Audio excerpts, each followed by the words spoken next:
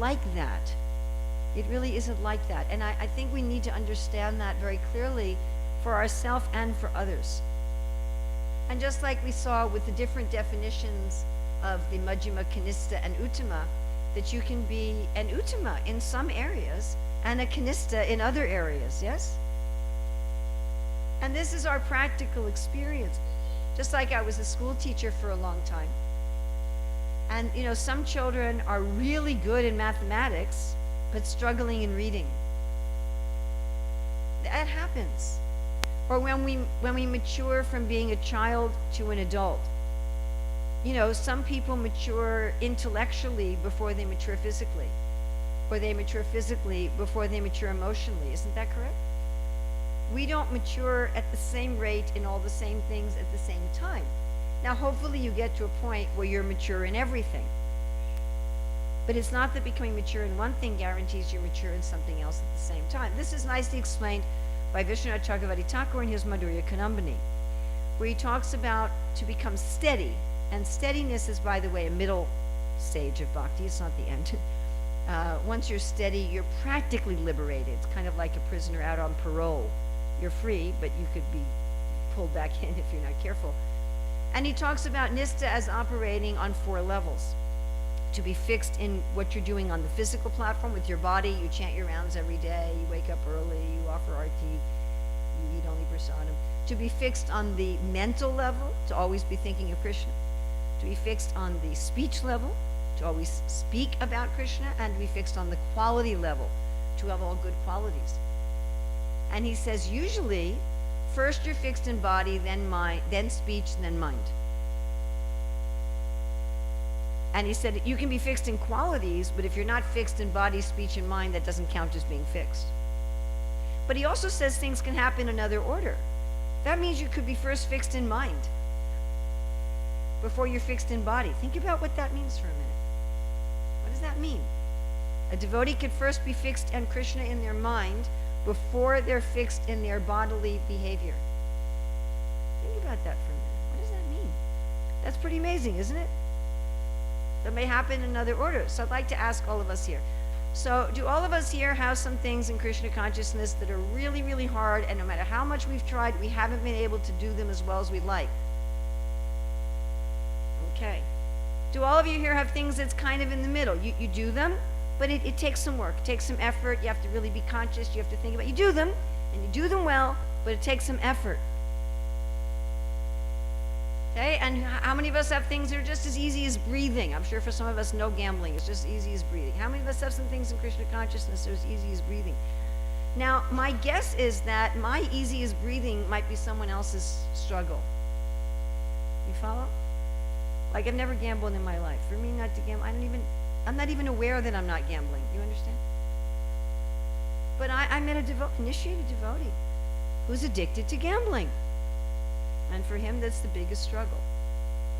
Does this make sense to everybody?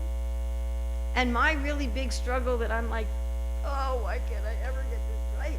For some of you, it might be as easy as breathing. Does this make sense? Yes?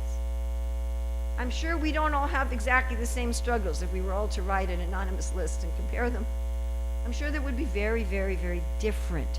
So I might look at what I find easy and look at someone else and say, well, what's wrong with that person? What a low, unadvanced, worthless person. You know, but maybe they're much higher than me in something else. And you see this. You see devotees who they're really good with how they respect devotees, how they treat other devotees, but they're not respectful to prasadam. Or they don't take proper care of their deities. You go to some people's houses and the deity paraphernalia is all black from tarnish. The deity's all covered with dust, but they're very hospitable and they're very respectful and they never offend anybody. You understand? And other people, their deities are covered with gardenias. And every speck of the altar is polished to a mirror finish, But they're throwing out prasadam. Or they don't finish their rounds, or they chant their rounds while they watch movies. So you see this sort of disparity like that. And eventually, if we're in the process, we are going to become to the perfection. As long as we're not doing Mahaparad to devotees, that kills everything. But as long as we're not really, I mean, I'm not talking about the offenses that we do against devotees without even realizing it just because we're so fallen. I'm not talking about that. I'm talking about, really willful. The people who say, my service to the Hare Krishna movement is to publicize all the faults in as many devotees as possible. You've met these people? And if I can't find any, I'll make them up and publicize them and there are actually people like that. So I'm not, but unless you're like that, then everything will be resolved. And so we should be very careful, we should be very careful about being disappointed in others. We should remember that if I'm not swimming in total ecstatic love for Krishna at every moment, then you know what? I'm disappointing somebody. Does that make sense? There's someone who's seeing some fault in me that they don't have and is going, ugh, why does she have that fault? So if I want people to try to tolerate my faults, then I need to also have that kind of charity, as long as somebody's going forward. Okay, so we ready for the next verse? All right? You all came in for your heart surgery appointment today? So Raghunath Das Goswami is saying, something with the wind there. Raghunath Das Goswami is saying, all right, very nice. You're attached to Guru. You're attached to the process of surrender. You're attached to the devotees, all kinds of devotees, even the ones that disappoint you. You're attached to the holy names. You're attached to the mantra, to the holy places. You're making an effort. You're giving up pride. You don't identify as a very good person or as a very bad person, but as Krishna's secret agent. Right? You're following Rupa and Sanatan, patient life after life. And you have this jewel of spiritual service that fills your life with transcendental sound. That's wonderful. But what are you doing?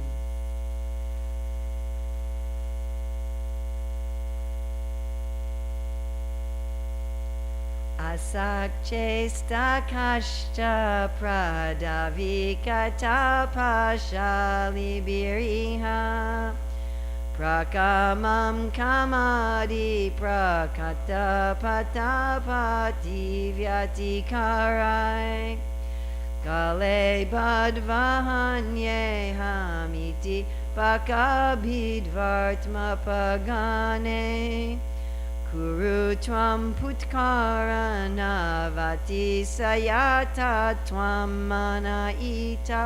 Now notice we have quotation marks here, and what's in the quotation marks we want to say with some emotion. Everybody?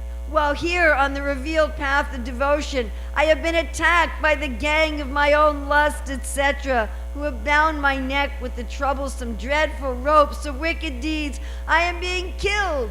Cry out piteously like this to the devotees of Sri Krishna, the destroyer of Baka. O mind, they will save you from these enemies. Well, this is a problem in every religion. People who speak very nicely, they're very good preachers, but their behavior doesn't match what they're speaking. Who are some demons in the Bhagavatam who preach very nice philosophy but didn't act nicely? Hiranyakashipu and Kamsa. Hiranyakashipu and Kamsa both spoke wonderful philosophy, but their behavior didn't match.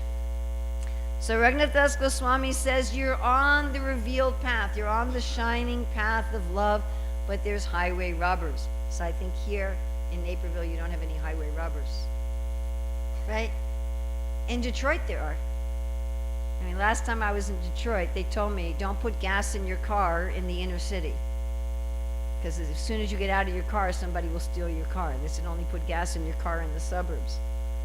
Or certain places in India, like the Vrindavan Radhakund Road, they say don't drive there at night. Or when I first visited South Africa, they said you have to be very careful at the robots. Does anyone know what the robots are in South Africa? The traffic lights.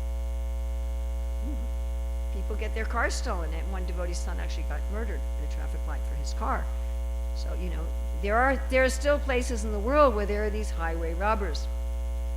So I hope the men here will excuse me that my artist decided to depict all of them as male, And these robbers are lust, anger, envy, greed, illusion, which includes fear, and madness.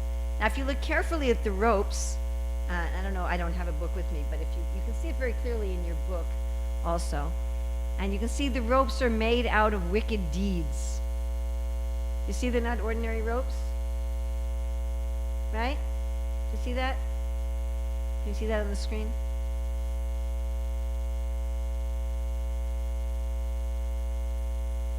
And where are these ropes? So these ropes are around the neck. Right? One becomes like a dog on a leash. And basically these thieves, right, they're what they're doing, they're pulling people. You know, if you say, okay, I don't want to watch that.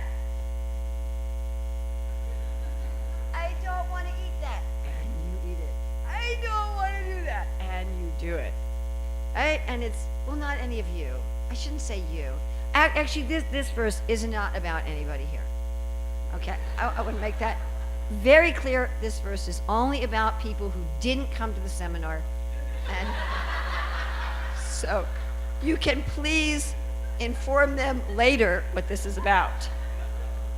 So why would anyone, all those foolish people who didn't come today, why would anybody, have some thief bound them around their neck and take them, I don't want to do that. You're going to do it. Right? And Arjuna brought up this problem in the 3rd chapter of the Bhagavad Gita. In fact, when I first read the Bhagavad Gita, I was a college student. And in that particular printing, this was at the bottom of the right-hand page. And Arjuna says, by what is it that a person is forced to act sinfully even against their will? And I said, yes, what is it? What is it? What is it? And I turned the page, and it said, what is it? Lust and lust only. And here Raghunath Goswami is the same thing. Kama adi, lust, and his friends also. And prakaman, it's our own lust, or their own lust, not our own lust. It's a person's own lust. So how does this work? Right? I don't know if she's here. Who asked me the question about people who are abused? Is she here? Yes, you asked me. So, there are many reasons why people stay in such situations. But it's like, all right, maybe if someone's paying your bill and they're also beating you, you may stay because they're paying your bill. I mean, I think many people stay in situations where they're suffering greatly, but they figure there's some kind of benefit to this situation. I'm not saying that's the only reason people stay in situations. But it's kind of like that. So why do people allow lust, anger, fear, etc. to pull them around? Because they're thinking, this is a very important and subtle point. It's a very important point. They're thinking that without these guys, they wouldn't be motivated. And I've heard this even from devotees. If I gave up my lust, I wouldn't take care of my family anymore. If I gave up my greed, I wouldn't work so hard. If I gave up my envy, I wouldn't compete, and therefore I wouldn't do my best. And yes, I know these are my enemies, and I know they're dragging me to things that otherwise I would not do.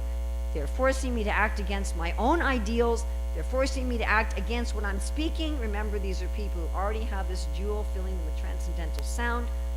They're forcing me to act against my own professed ideals. But they're doing something for me. And if I didn't have any lust, anger, envy, greed, fear, etc., I have this fear that I wouldn't get out of bed. I wouldn't get out of bed. I was reading recently, people think that the ideal situation is you just don't care about anything. You have no emotions, no care, and this person was saying, if you don't care about anything and you have no emotions, you're a psychopath. Why would you want to be a psychopath? Or you're just a rock. I just don't care about anything. So people think that this is the choice. They think either I have to be motivated by lust, anger, envy, greed, illusion, or I have to be a rock. I'm never going to do anything. I wouldn't do any service. I wouldn't take care of my family. I wouldn't work at my job. This is the difficulty. So what is the cure? Raghunath Das Goswami said we should remember the cheating crane. So the crane is standing on one leg, eyes closed, like a great yogi, until along comes a fish, and then again, yogi. So therefore, the crane is considered to epitomize or personify hypocrisy. Now, interestingly enough, Raghunath Das Goswami does not say that we should call for the help of the killer of the crane of hypocrisy. Krishna killed a great shape-shifting wizard who had taken the form of this crane of hypocrisy. But Raghunath Das Goswami doesn't say call for the help of the killer of hypocrisy. He says call for the help of the devotees of the killer of hypocrisy. Now we have this painting for this verse because in his commentary, Bhaktivinoda asks for the help of devotees such as Narada, Bhishma, and Arjuna. Now it doesn't have to be devotees at this level, but devotees of the killer of bhaka, devotees of the killer of hypocrisy, means someone who themselves is free from hypocrisy. In other words, to conquer this problem, one has to take shelter of a devotee who is at least one step ahead of you in this particular problem. Now remember, we're talking about always give up what? Pride. So there was a pride in speech in the last verse. That prostitute of mundane talk and the tigress of talks of liberation was a kind of pride. It was a very self-centered kind of speech, wasn't it? Right? Well, this is a deeper level of pride. Because to get rid of this, one has to call out for these devotees, help! I'm being killed! Remember how emotional that was in the verse? Everybody remember? If you don't remember, you can open your books. Look at the verse. Verse 5. It's intense. I'm being killed. We don't want to do that. We want to say, I'm just fine, Prabhu. Everything's fine. I'm doing very well in bhakti. Thank you very much. You know, it takes some humility. I mean, who wants to say I'm being dragged around like a dog on a leash? Nobody wants to say that. Nobody wants to say I'm being dragged around like a dog, and privately I'm doing things that are against my own principles. Privately I'm doing things that are against what I myself am preaching. So who wants to say this? Nobody wants to say that. So to go even to one devotee and say to them, you know, I really have this problem, I'm being killed. That requires freedom from pride. And you can see how Raghunath Das Goswami is going deeper each time, right? So maybe you're not talking about how great you are. Maybe you're not talking about how you can't wait to get free of the material world. But the person is engaging in these things. Now, these devotees of the killer of bhaka, they can also free us from these problems by their instruction. Here we see the pages of their books are breaking these ropes. And as we call for the help of devotees who are free from hypocrisy, then we start to reflect their qualities like a crystal stone. So how does this work? One way is that we start getting their qualities. Another way is that we start getting courage. Because the reason a person is being dragged around the neck by these thieves is out of fear. If I let go of my envy, if I let go of my greed, if I let go of my lust, I'll become a rock. I'll become worthless. And then you see that these great devotees, the devotees of the killer of bhaka, they're not controlled by these things. And they're still motivated. Prabhupada would often say this. He said, have you seen the Vaishnav like Arjuna and Hanuman? They're motivated. They're active. They're inspired. Just because they're free from these thieves doesn't mean they're just lying in bed doing nothing. It doesn't mean they're a psychopath. But they have a different motivation. And we see these devotees and we get courage and we say, you know, I could give up this thing and still be happy. I could still be happy, I could be functional. In fact, I would probably be happier and more functional. And also by crying for their help, we get a template of what to do. We get some idea. Okay, this is how I could actually act. I get courage and faith. I get a template, I get their instructions, and that way one can become free. All right, what I'd like you all to do is, don't worry, I won't ask you to do anything heavy. I promise, we really won't. Just talk to a neighbor about how you would feel tomorrow morning if there were no ropes around your neck. What would that feel like to have a life without any ropes around your neck? So just turn to a neighbor, what would that feel like? What kind of a experience would that be, not to be pulled around by these thieves?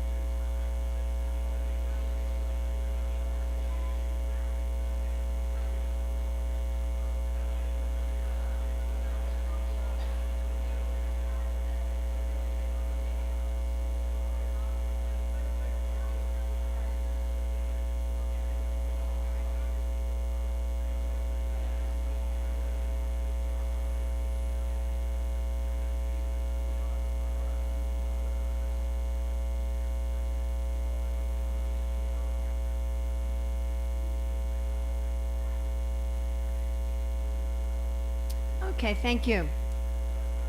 All right, so now, Raghunath Das Goswami is saying, okay, very good. You have attachment for Guru, for the process of surrender, for all the devotees, for the holy places, the holy name, the mantras. You're making an effort, not identifying as a good person or a bad person, proper relationship with Lord Chaitanya and with Guru, patient life after life, following Swarup, Rupa, and Sanatan, you have this jewel of a service mood that fills your life with transcendental sound. And you're protected on the shining path by the police officers of those who are devotees of the killer of hypocrisy. That is very nice. You've given up pride on the level of speech and on the level of action. But what about the mind?